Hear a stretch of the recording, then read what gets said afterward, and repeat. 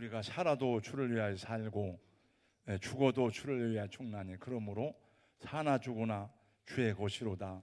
로마서 14장에 말씀했습니다. 이 세상에 살아가는 동안에 우리 머릿속을 맴도는 많은 걱정과 근심들이 있지만은 이 시간 예배자로 서신 여러분 다 주님께 맡기고 뭐 살든지 죽든지 죽게 있다 생각하시고 온전히 예배에 집중하는 은혜가 있기를 주님의 이름으로 권면하고 축복합니다. 공주에서 태어나서 공주 석송초등학교를 시작으로 충남 당진에 있는 합덕초등학교, 합덕중학교를 다니다가 제가 합덕중학교 출신이잖아요.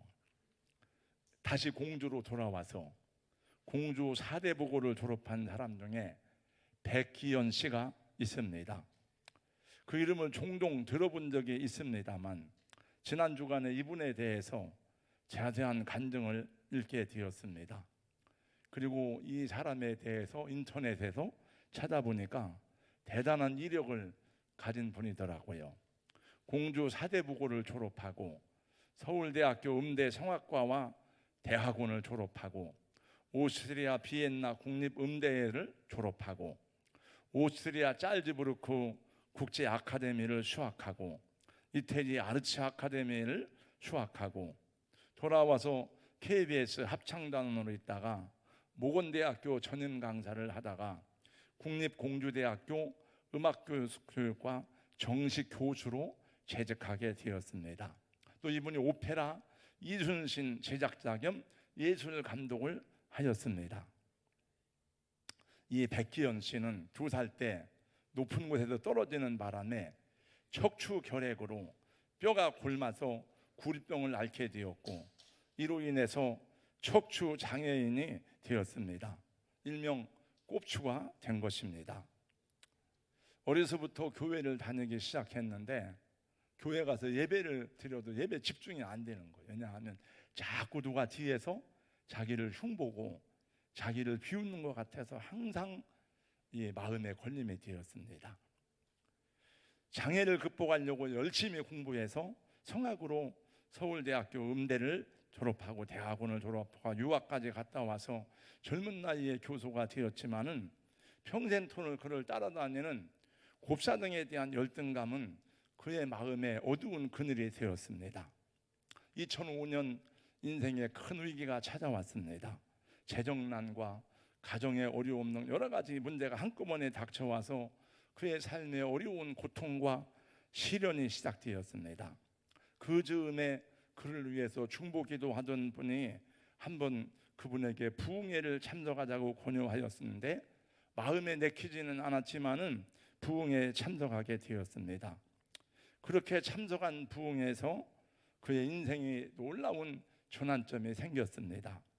부흥회에서 성령의 불을 받은 후 곱사등이 펴지는 놀라운 기적을 체험한 것입니다. 백기연 교수는 그때의 상황을 이렇게 간증하였습니다. 저의 의지와 상관없이 팔다리, 허리 등이 꺾이기 시작하더니 55년 동안 불쾌하게 사슬에 매인 듯한 등줄기가 시원해지면서 무엇이 툭 끊어버리는 것 같은 느낌을 느꼈습니다. 그때에 두려워 마라, 내가 너의 굽은 등을 펴겠다는 주님의 음성을 들었습니다. 저의 몸은 성령에 이끌려 비틀리는 현상이 계속되었고 성령께서 더욱 뜨겁게 저의 등을 만지셨습니다. 새벽 6시 눈물, 콧물, 땀으로 범벅이 된 옷을 벗고 거울 앞에 서서 보니 굽었던 저의 등이 모두 펴진 것이었습니다.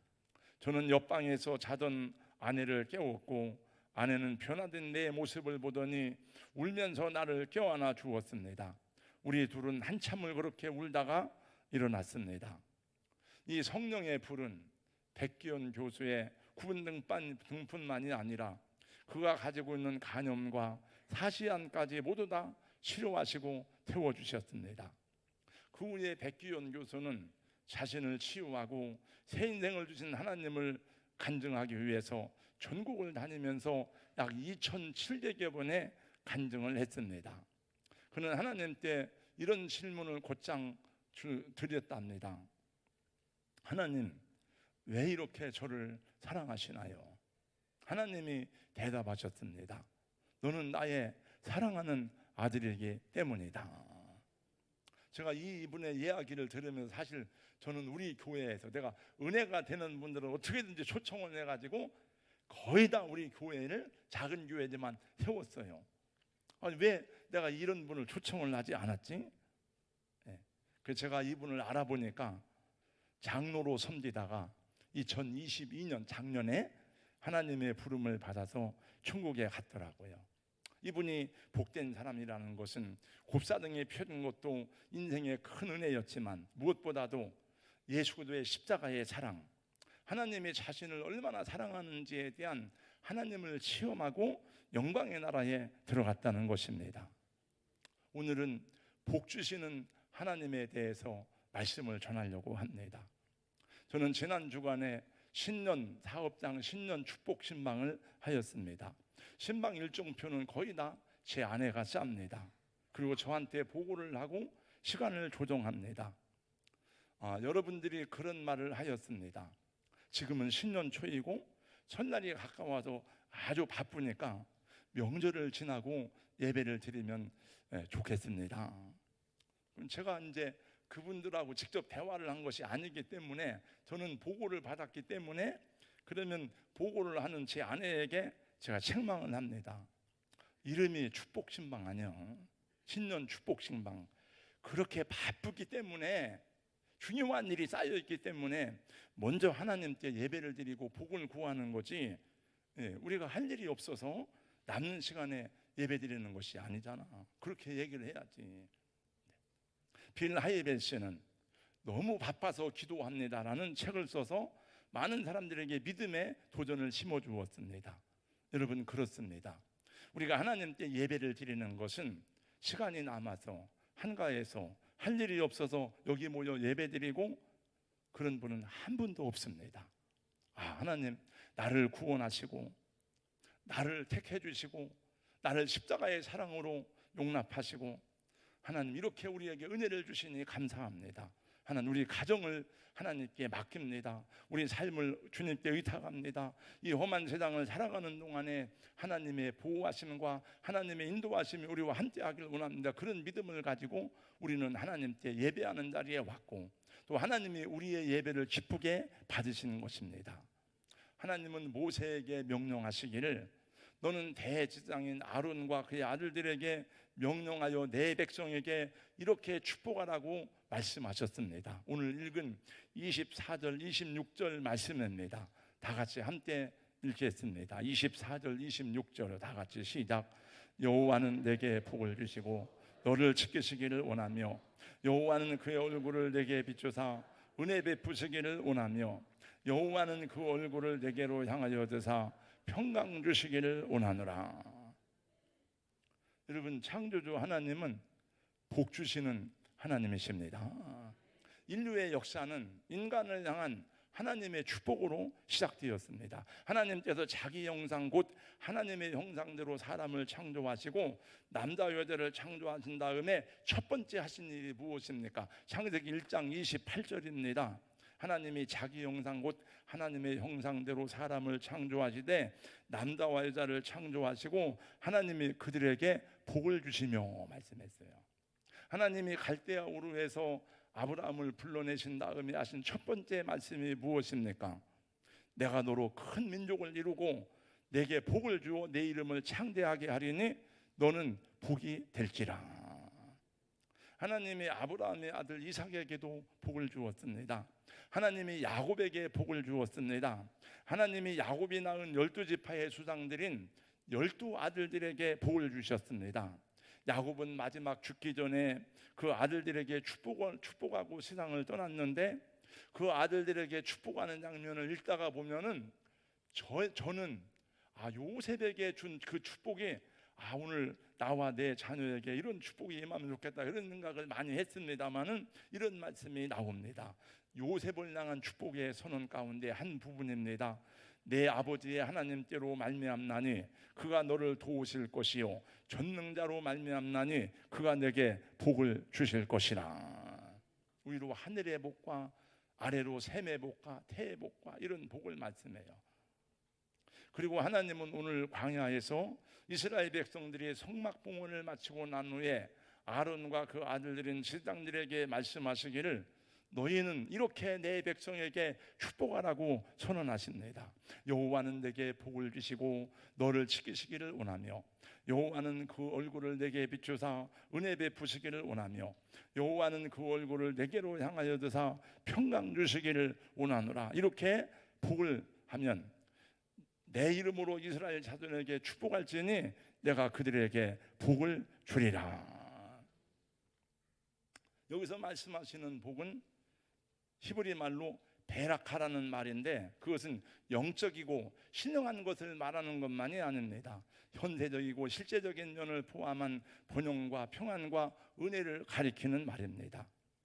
이 복을 선언하는 것을 축복이라고 하는데 그 축복이란 단어는 히브리 말로 바라크란 말, 여러분들이 아마 바라크란 말을 많이 들었을 거예요. 아마 바라크란 말은 하나님을 송축하다, 하나님을 찬양하다, 하나님의 이름으로 사람에게 복을 빌다, 그런 뜻으로 제사장들에게 주어진 고난입니다. 27절 말씀에 보니까 그들은 이같이 내 이름으로 이스라엘 자손에게 축복할지니 내가 그들에게 복을 주리라. 제사장들이 축복을 선언하고 복을 주시는 분은 하나님이심을 분명하게 말씀하신 것입니다. 하나님께서 명하신 제사장들의 축복은 무엇입니까? 제가 사실은 지난 주일날 여러분 모이기를 힘쓰는 교회에 대해서 복음에 대해서 말씀을 전하고 그랬는데 그 메시지를 준비하고 저녁에 기도하고 생각하는데 이게 뭐 처음부터 첫 주간부터 계속 헌신, 전도 이런 메시지만 전하니까 마음의 부담이 밀려와서 축복의 메시지를 전해야 되는데 이런 생각을 했지만은 이미 다 주보가 나갔고 메시지가 준비가 됐기 때문에 생각을 하는 중에 우리 매일 성령으로 민수기서 말씀을 묵상하잖아요. 근데 이 내용이 나오더라고요. 그래서 제가 사실은 이 본문을 가지고 설교한 적은 수십 년 만에 처음이에요, 제가. 그래서 이 본문의 말씀으로 여러분에게 말씀 카드를 받기도 하고 또 여러분을 축복하기도 했지만 이게 과연 무슨 뜻이 있는가, 그리고 제가 주석을 보면서 연구를 했습니다. 오늘 하나님께서 명하신 제사장들의 축복은 무엇입니까? 첫째, 여호와는 내게 복을 주시고 너를 지키시기를 원하며. 여러분, 여호와는 하나님의 이름이에요. 우리가 하나님의 이름을 함부로 못 부르잖아요. 그러니까 하나님 아버지, 우리가 우리 아버지의 이름을 함부로 못 부르는 것처럼 그냥 하나님의 이름이 여호와인데 나 여호와의 이름으로 너는 축복을 선언하라. 복을 누가 주시느냐? 여호와가 복을 준다는 거죠. 여호와 하나님 외에 다른 곳에서 복을 구하지 말라는 것입니다.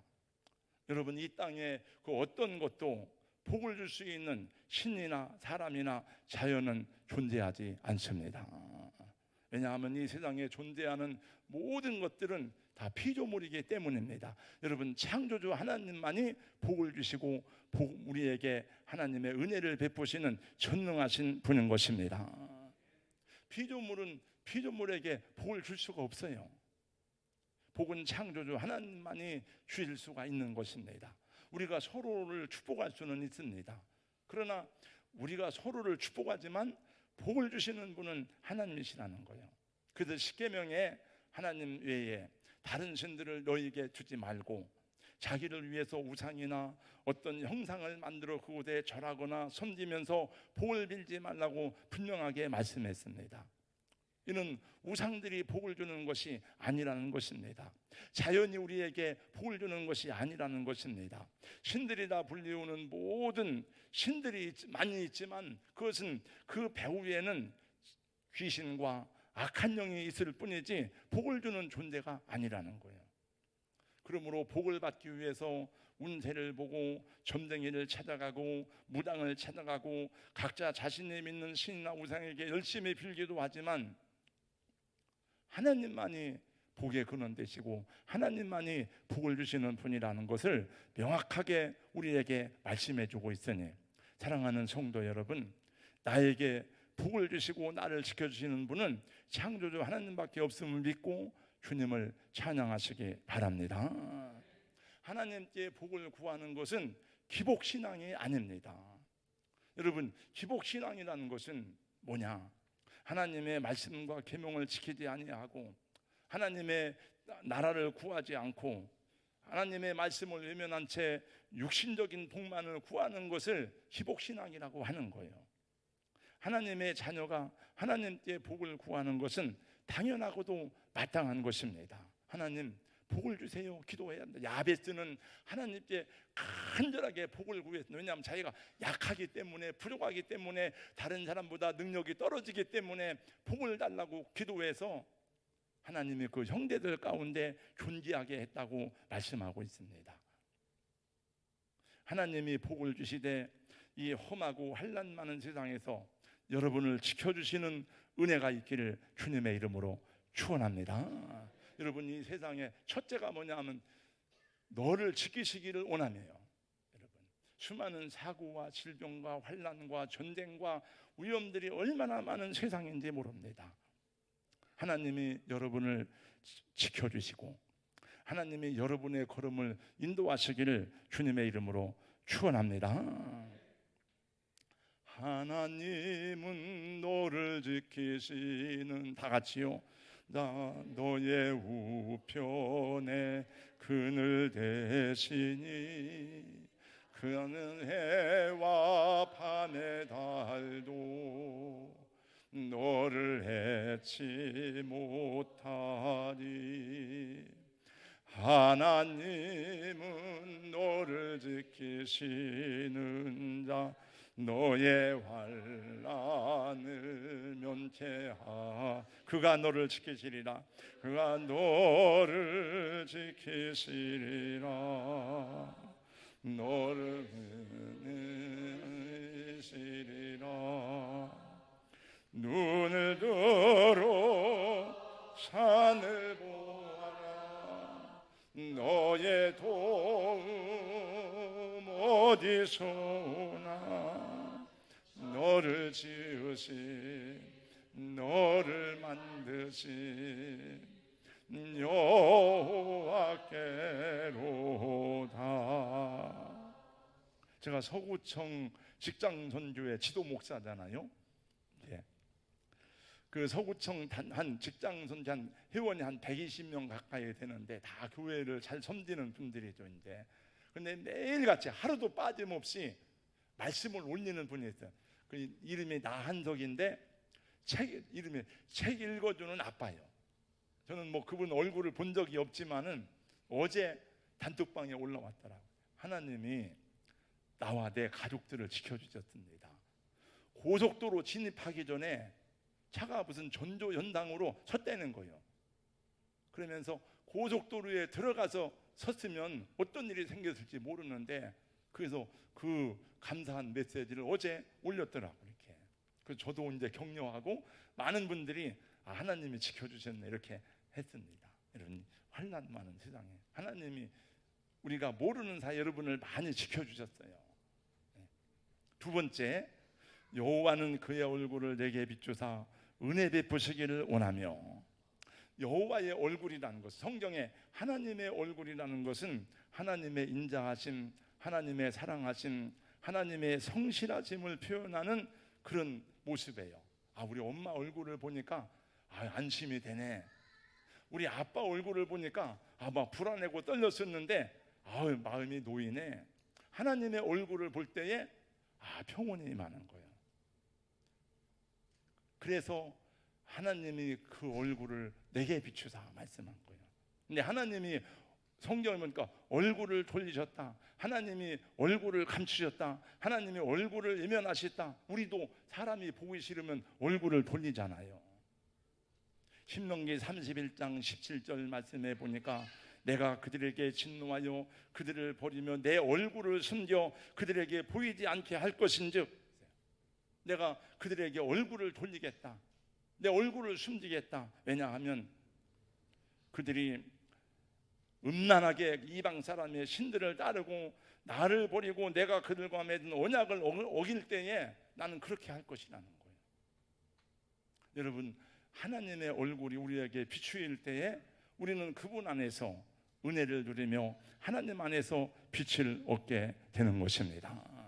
하나님이 얼굴을 우리에게 비추사 은혜 베푸시기를 원하며, 여기서 은혜는 여러분 원래 성경은 두 가지입니다. 크게 보면 히브리어와 헬라어예요. 우리가 은혜를 말할 때는 카리스를 말해요. 히브리. 그건 헬라어의 카리스고, 보니까 여기서 말한 은혜라고 하는 말씀은 하난이라고 하는 히브리 단어인데, 이 말의 뜻을 보니까 상체를 구부려서 손을 펴다, 그런 뜻이에요. 상체는. 여러분, 아랫사람이 위에 사람한테 가서 아유 안녕하세요 이렇게 잘 쉬세요 이렇게 하지, 위에 사람이 상체를 구부려서 손을 펴는 일은 그건 부모님이나 그렇게 하지 거의 없습니다. 그런데 거룩하신 하나님이, 가장 영광스럽고 위대하신 하나님이 우리를 향해서 보좌에서 내려와서 허리를 굽히고 손을 내미신다는 거예요. 이렇게 나같이 낮고 천한 인생을 이렇게 돌보아 주시는 아버지의 사랑이 어디에 있습니까? 하나님이 그 사랑을 깨닫게 알게 하시려고 우리에게 주신 분이 있는데, 그게 부모님이에요. 그래서 가정의 엄마 아빠들은 하나님을 대신하는 사랑을 자녀들에게 보여주어야 그 아이들이 커서도 아버지의 사랑에 대한 것을 이해하게 되는 거예요. 바울 사도는 고백했습니다. 나의 나된 것은 하나님의 은혜로 된 것이니. 바울 사도는 늘 언제나 하나님의 은혜가 얼마나 크고 놀라운지를 고백하고 간증하고 눈물로 감사하고 찬양했습니다. 여러분, 신약성경에 가장 많은 책이 바울서신인데, 바울서신의 모든 서신에 보면은 다 하나님의 은혜로 시작해요. 은혜와 평강이 여러분에게 함께하길 원합니다. 다 전부 다 주의 은혜입니다. 예수님이 베푸신 은혜에 다 하나님의 은혜입니다. 모든 것이 은혜입니다. 내가 이렇게 살아 숨쉬는 것도 주의 은혜입니다. 내가 복음을 전할 수 있는 것도 하나님의 은혜입니다. 내가 이렇게 성도들과 함께 할 수 있음도 은혜입니다. 모든 것이 은혜라는 것이 바울 사도의 고백입니다. 금년 한 해도 하나님의 얼굴이 저와 여러분에게 인자하심과 사랑으로 비추어 주시기를 주님의 이름으로 축복합니다. 주님의 은혜가 여러분 삶에 항상 함께 하시기를 예수님의 이름으로 축복합니다. 마지막 셋째, 여호와는 그 얼굴을 내게로 향하여 드사 평강 주시기를 원하노라. 근데 여기 보니까 두 번째, 여호와는 그 얼굴을 내게 비추사인데, 세 번째 보니까 그 얼굴을 내게로 향하여 드사, 이게 또 무슨 말인가? 제가 또 주석을 보니까 이것은 훨씬 더 친밀하고 적극적인 의미를 가진 히브리어 나샤라는 그런 단어입니다. 하나님이 너를 어여삐 보신다는 거예요. 엄마가, 여러분, 똑같이 아기를 보더라도 엄마가 볼 때하고 이웃집 아주머니가 볼 때하고 다릅니다. 여러분, 우리 아들을 볼 때 여러분이 보는 우리 아들도 귀하겠지만은 제가 볼 때는 그 아들이 더 사랑스럽습니다. 하나님이 너를 주목하여 어여삐 보신다. 제가 세 번역에 보니까 이렇게 되어져 있습니다. 주님께서 당신들을 고이 보시어서 당신들에게 평화를 주시기를 빕니다. 여러분, 사람의 언어에는 생명을 먹으면 말이 있는가 하면 독을 담은 말이 있습니다. 제가 우리 예배를 시작할 때에 예수 우리 왕이요, 또는 우리 보좌 앞에 임례송을 부른 다음에 바로 나가는 것이 뭐냐 하면 이 시편 낭독으로 가요. 예배는 그냥 마음대로 우리가 하고 싶은 대로 하는 게 아니고, 예배도 순서가 있어요. 순서가 있고 예배에 대한 그 들어가는 핵심 요소가 있는데, 그 중에 한 가지가 시편을 낭독하는 거예요. 그래서 오늘은 어떤 시편을 해야 될까 하고 제가 새벽 예배를 마치고 하는데 그런 맛이 나요. 그 입술에 독사의 독이 있고 그런 말씀이 나오더라고요. 어떤 사람의 말을 들어보면 그 말 속에 막 독이 들어있어. 그런 말을 들으면 막 움츠려지고 두려워해요. 잠언서의 말씀에 보니까 생명을 주는 말이 있고 그 다음에 독을 주는 말, 독이 들어있는 말이 있다 했어요. 근데 말만 그런 게 아니고 얼굴도 마찬가지입니다. 어떤 얼굴은 너그럽고 사랑스럽고 인자함이 담긴 그런 얼굴이 있는가 하면 어떤 얼굴은 막 분노와 막 폭력과 막 독한 모습이 있습니다. 그런 사람이 나를 째려보고 막 그러면은 마음이 불안합니다. 꿈에 나타날까 걱정됩니다. 하나님의 얼굴, 인자하고 부드럽고 웃음으로 가득한 얼굴입니다.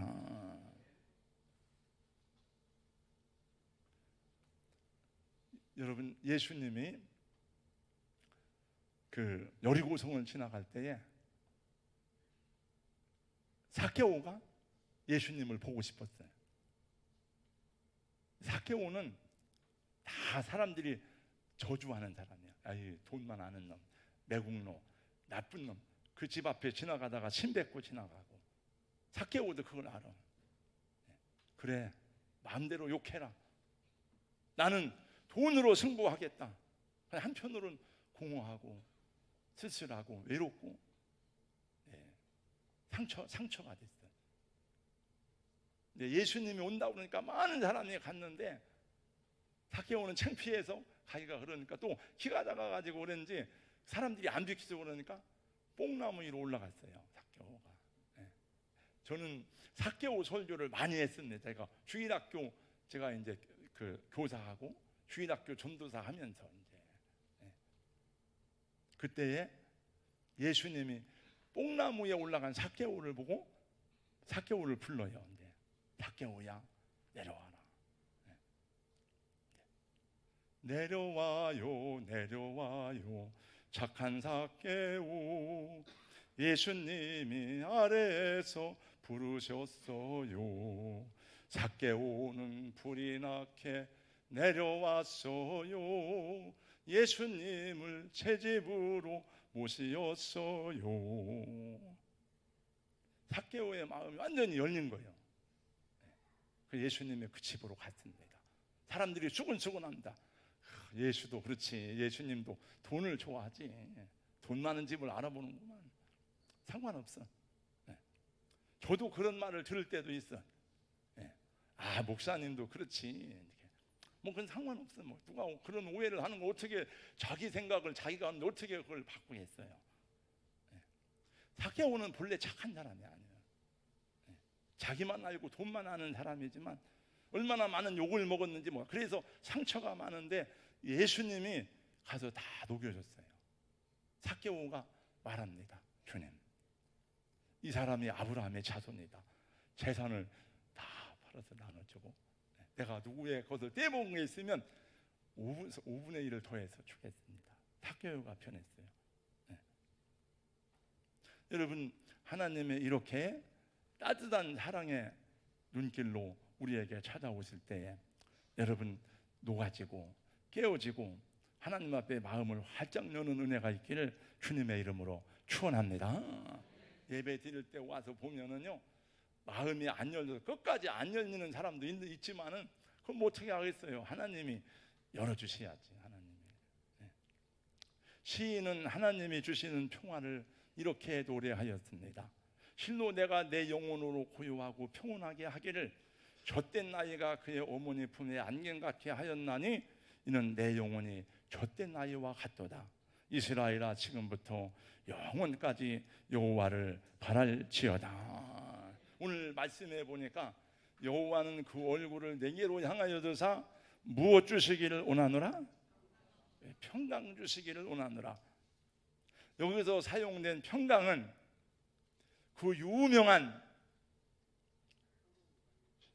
내가 보니까 거기 한글을 썼는데 이제 히브리어도 써 있고, 근데 그 유명한 뭐예요? 샬롬이에요. 샬롬이다. 우리가 그냥 샬롬이지. 제가 여러분들에게 문자를 보낼 때 제일 많이 쓰는 말이 샬롬의 평화가 함께하길 원합니다. 샬롬의 은혜가 함께하길 원합니다. 하나님이 주시는 이 샬롬의 평화는 아무도 빼앗아갈 수가 없습니다.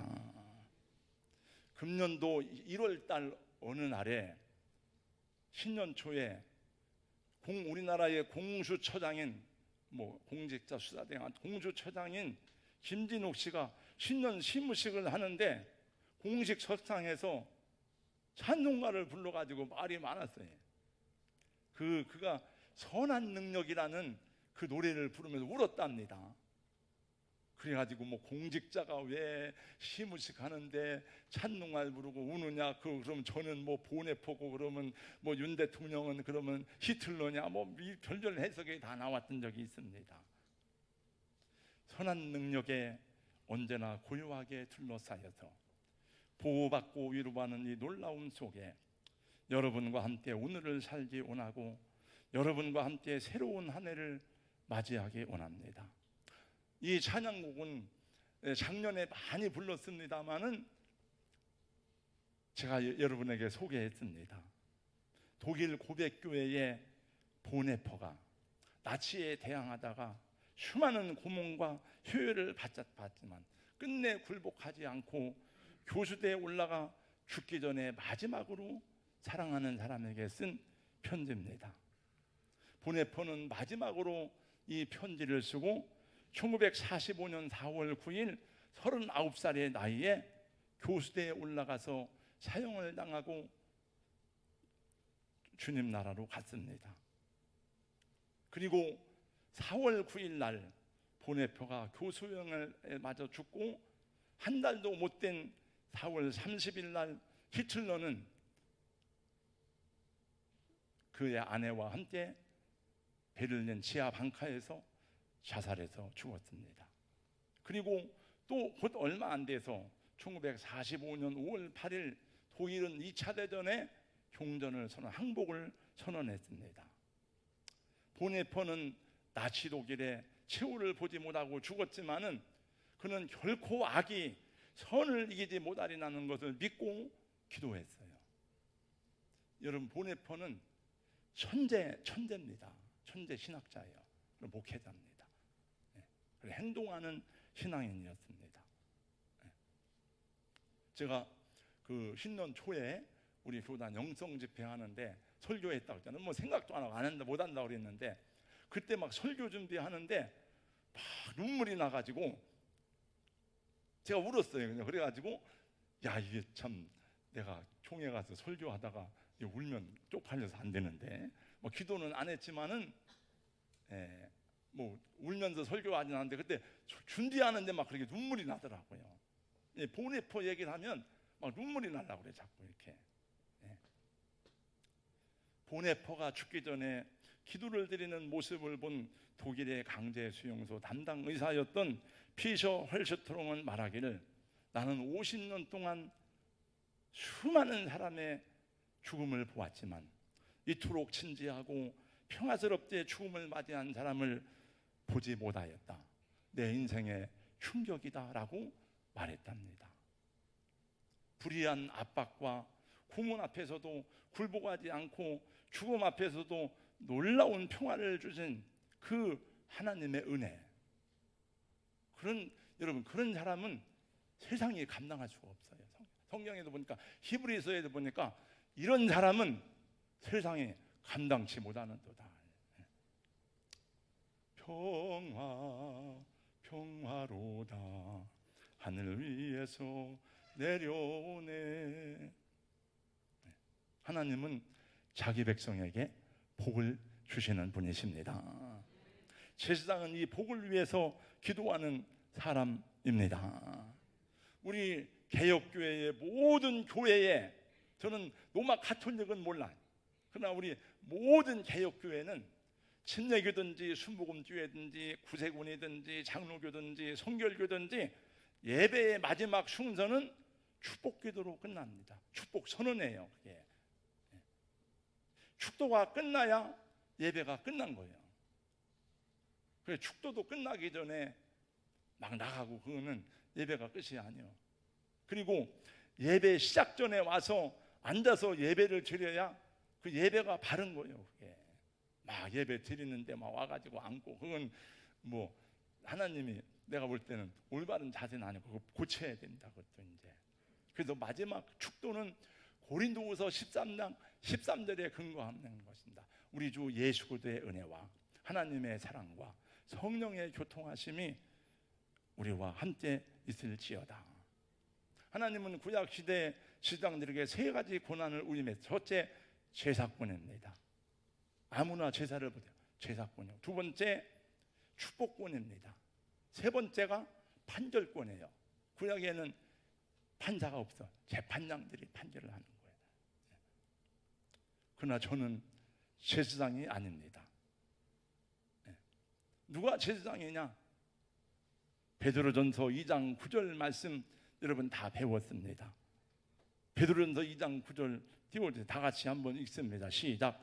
그러나 너희는 택하신 족속이요 왕같은 제사장들이요 거룩한 나라요 그의 소유가 된 백성이니 이는 너희를 어두운 데서 불러내어 그의 귀한 빛에 들어가게 하신 이의 아름다운 덕을 선포하게 하려 하심이라. 그랬잖아요. 너희는 왕같은, 베드로 사도가 성도들에게 쓴 편지. 너희는 왕같은 제사장들이요 거룩한 나라요 그의 소유가 된 백성이니 이 아름다운 축복을 선포하라는 거예요. 여러분이 나가서 세상의 축복의 전용사가 되기를 주님의 이름으로 권면하고 축복합니다. 그러면 목사님은 무슨 권위로 우리에게 축복합니까? 제사장이 아니라면서요. 여러분, 시대가 바뀌었습니다. 예수님이 오셔서 모든 제사가 끝났습니다.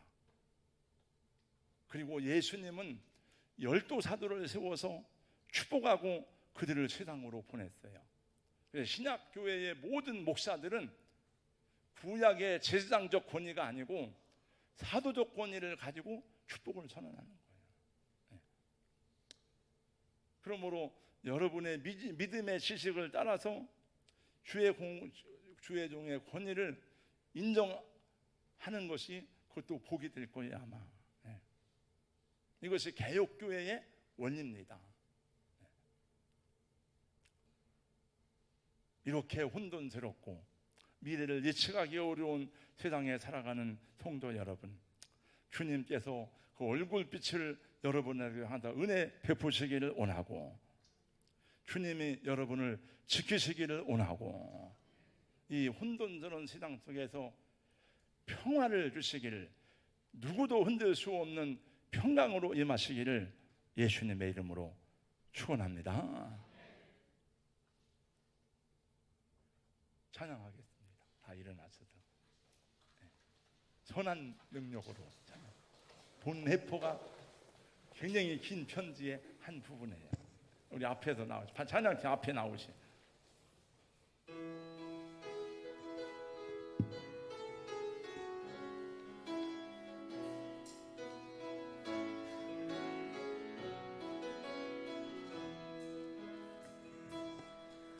그 선한 힘에 고요히 감사하여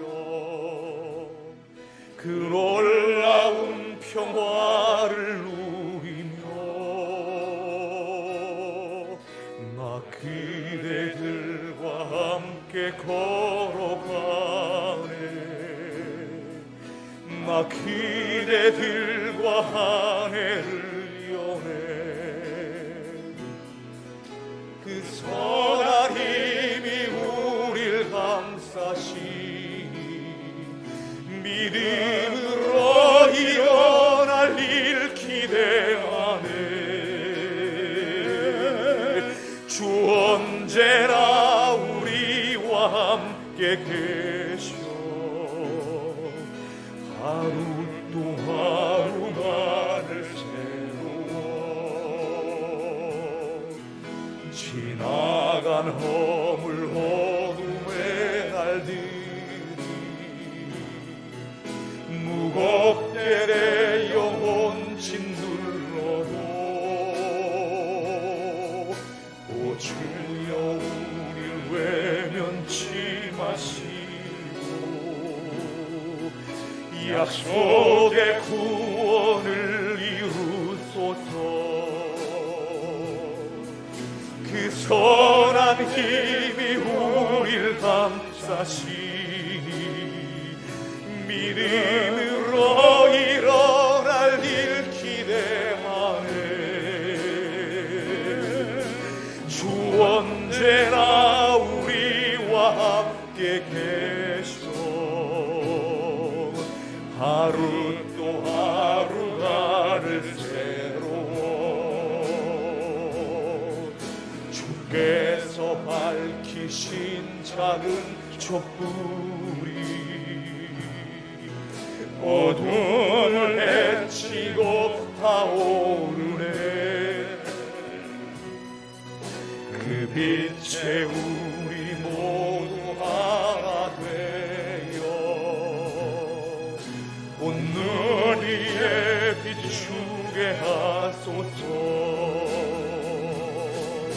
그 선한 힘이 우릴 감싸시니 믿음으로 일어날 일 기대하네. 주 언제나 우리와 함께 계셔 영광의 새날을 맞이하리. 하루 또 하루를 맞이하리. 이 고요함이 깊이 번져갈 때 저 가슴 벅찬 노래 들리네. 다시 하나가 되게 이끄소서. 당신의 빛이 빛나는 이 밤 그 선한 힘이 우릴 감싸시니 믿음으로 일어날 일 기대하네. 그 선한 힘은 함께 계시오. 영광의 새날을 영광의 그 선한 일을 새날을 후련만 한번 도와주시기 맞이하리. 원합니다. 그 선한 힘이 우릴 감싸시니 믿음으로 일어날 일 기대하네. 우리 함께 기도합니다. 아무것도 염려하지 말라고 주님이 말씀했습니다. 주여, 내 가정을, 내 삶을, 내 장래를, 내 인생을 주님께 맡기오니 나를 지켜주시고 내 가정을 붙들어 주시고 나의 걸음을 인도하여 주. 함께 우리 기도하겠습니다. 걸어가신 우리 하나님 아버지 감사합니다. 오늘 주님 말씀하셨습니다. 여호와는 내게 복을 주시고 너를 지키시기를 원하며 여호와는 그 얼굴을 내게로 비추사 은혜 베푸시기를 원하며 여호와는 그 얼굴을 내게로 향하여 주사 평강 주시기를 원하느라 말씀했습니다. 하나님 아버지, 우리 앞선 믿음의 사람들도 우리도 이 땅에 고난 많고 무거운 짐진 것 같은 인생들입니다. 주님, 우리 심령에 평안을 주시고 우리를 지켜주시고 세상이 어떻게 할 수 없는 평화가 우리 안에 임하도록 우리 하나님이 도우시고 함께하여 언제나 우리와 함께 계셔 하루 또 하루가를 세워. 걸어가신 우리 하나님 아버지, 환난 많고 근심 많은 세상입니다. 그 얼굴을 저희에게로 향하사 하나님 지켜주시고 또 평안을 주시고 하나님의 사랑 안에서 우리 가정과 또 우리의 장래와 일생을 주 앞에 맡기오니 우리를 친히 주장하시고 인도하여 주시옵소서. 예수님 이름으로 기도하옵나이다.